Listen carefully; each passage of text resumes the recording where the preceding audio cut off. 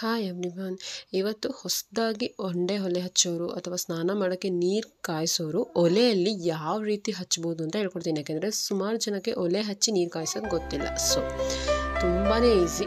ಹೇಗಪ್ಪ ಅಂದರೆ ನಾವು ಫಸ್ಟು ನಮ್ಮ ಒಲೆಯಲ್ಲಿ ಇರುವಂತಹ ಬೂದಿನೆಲ್ಲ ನೀಟಾಗಿ ತೆಗ್ದಿಟ್ಕೊಬೇಕು ಫಸ್ಟು. ಯಾಕಂದರೆ ಸುಮಾರು ಸೌದೆಗಳನ್ನ ಹುರಿಸಿರೋದ್ರಿಂದ ನಾವು ಬೂದಿ ಇರುತ್ತೆ, ಅದನ್ನು ಫಸ್ಟು ನೀಟಾಗಿ ತೆಗ್ದಿಟ್ಕೊಂಡ್ಬಿಟ್ಟು ಈ ನಾವು ತೆಂಗಿನ ಪೇ ಏನಿರುತ್ತೆ ಅದನ್ನು ಒಂದನ್ನು ಹಿಟ್ಬಿಟ್ಟು ಚೆನ್ನಾಗಿ ಒಣಗಿರಬೇಕು. ಅದನ್ನು ಹಿಟ್ಬಿಟ್ಟು ನಮ್ಮ ಗರಿಗಳಿದಾವಲ್ಲ ಆ ಗರಿಗಳಿಗೆ ಸ್ವಲ್ಪ ಬೆಂಕಿ ಹಚ್ಚೋದ್ರ ಮುಖಾಂತರ ಅದ್ರ ಮೇಲೆ ಇಟ್ಟರೆ ಅದನ್ನು ಗರಿನ ಆ ಕೆಳಗಡೆ ಇರೋ ಸಿಪ್ಪೆ ಒಂದು ನಾರಿರುತ್ತಲ್ಲ ಅದು ಆ ಬೆಂಕಿಗೆ ಅದು ಸಹ ಉರ್ಕೊಂಡು ಅದ್ರ ಜೊತೆ ಗರಿನೂ ಸಹ ಉರ್ಕೊಂಡು ಇದೇ ಮೇನ್ ಬೇಕಾಗಿರೋದು ನಮಗೆ ಬೆಂಕಿ ಬೇಗ ಹತ್ಕೊಳ್ಳೋದಕ್ಕೆ. ಅದಾದಮೇಲೆ ನಿಮ್ಮ ಮನೇಲಿರುವಂಥ ವೇಸ್ಟ್ ಪ್ಲಾಸ್ಟಿಕ್ ಕವರ್ ಆಗಿರ್ಬೋದು, ಇಲ್ಲಾಂದರೆ ಸ್ನ್ಯಾಕ್ಸ್ ತಿಂದಿರೋದು ಕವರ್ ಆಗಿರ್ಬೋದು, ಇಲ್ಲಾಂದರೆ ಎಣ್ಣೆ ಪ್ಯಾಕೆಟ್ ಆಗಿರ್ಬೋದು, ಖಾಲಿ ಆಗಿರೋ ಎಣ್ಣೆ ಪ್ಯಾಕೆಟ್, ಇದನ್ನೆಲ್ಲ ಅಲ್ಲಿ ಇಲ್ಲಿ ರೋಡ್ ಸೈಡಲ್ಲಿ ಬಿಸೋಗೋದ್ರಿಂದ ಒಂದು ಕವರಲ್ಲಿ ಅಥವಾ ಡಸ್ಟ್ಬಿನಲ್ಲಿ ಸ್ಟೋರ್ ಮಾಡಿಟ್ಕೊಂಡು ಈ ಥರ ಒಲೆಗೆ ನೀವು ಬೆಂಕಿ ಹಚ್ಚಿ ನೀರು ಕಾಯಿಸೋದಕ್ಕೆ ಯೂಸ್ ಮಾಡ್ಕೊಳ್ಬೋದು. ಬೇಗನೆ ಒಲೆ ಕಾಯುತ್ತೆ ಮತ್ತು ಸೌದೆಯು ಬೇಗ ಉರಿಯುತ್ತೆ. ಇಲ್ಲಿ ನಾನು ಸ್ಟಾರ್ಟಿಂಗ್ ನಮ್ಮ ಮನೇಲಿ ಇದೇ ಥರನೇ ಮಾಡೋದು.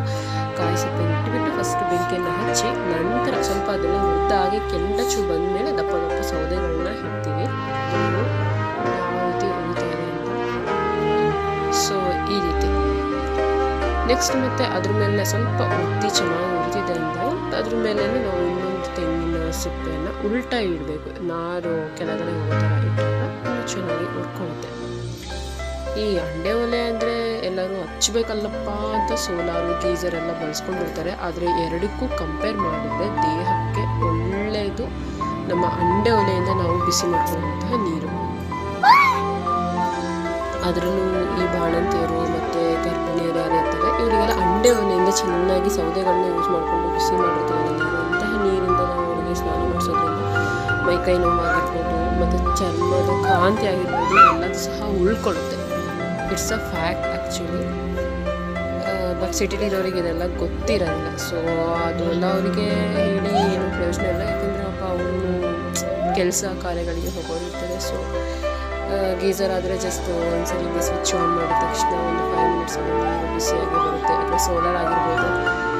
ಇವೆಲ್ಲ ವೇಸ್ಟ್ ಅಂತ ಹೇಳ್ತಾ ಇಲ್ಲ, ಬಟ್ ಈ ಥರ ಒಲೆನ ಯೂಸ್ ಮಾಡ್ಕೊಂಡು ಮಾಡೋದ್ರಿಂದ ತುಂಬಾ ಒಳ್ಳೆಯದು. ನಮ್ಮ ಹಳ್ಳಿ ಸೈಡಲ್ಲೆಲ್ಲ ಇದೆಲ್ಲ ಕಾಮನ್ ಆಗಿದ್ದೇ ಇರುತ್ತೆ.